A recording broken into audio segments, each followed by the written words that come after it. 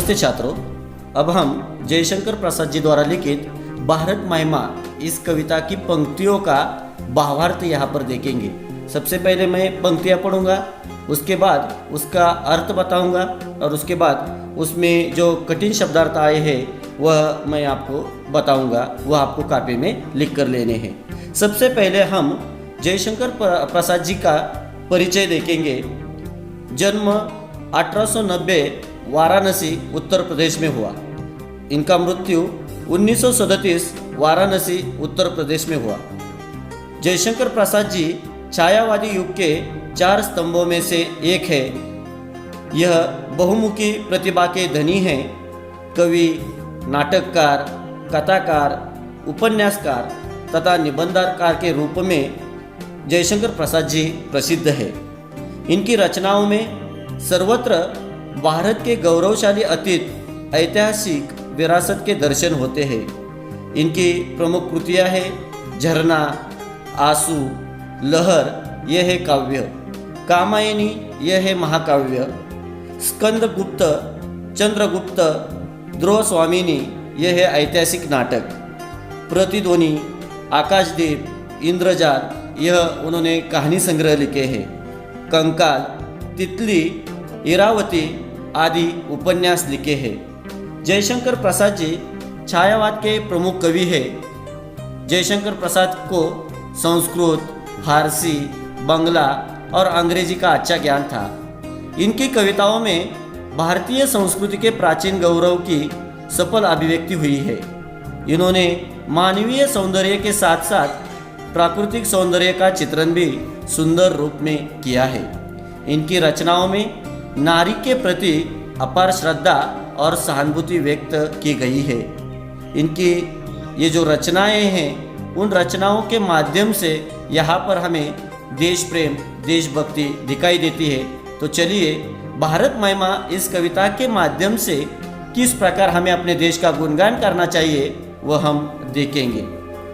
हिमालय के आंगन में उसे किरणों का दे उपहार, उषा ने हंस अभिनंदन किया और पहनाया हीरक हार। कठिन शब्दार्थ है उपहार यानी भेंट, हीरक हार यानी हीरों का हार।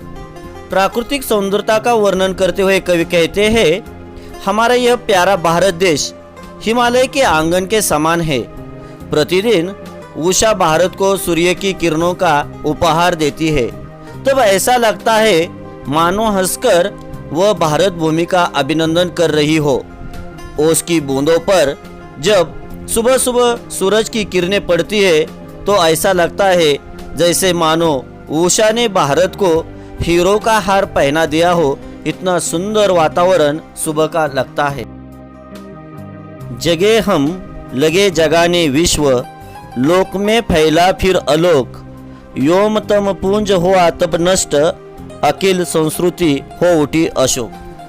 3 शब्दार्थ है अलोक प्रकाश, योम आकाश, तम अंधेरा, पुंज समूह, अखिल संपूर्ण, संस्कृति संसार, अशोक यानी शोक रहित। कवि कहते हैं कि सबसे पहले ज्ञान का उदय भारत में ही हुआ, अर्थात सबसे पहले हम जागरूक हुए, फिर हमने पूरे विश्व में ज्ञान का प्रसार और प्रचार किया।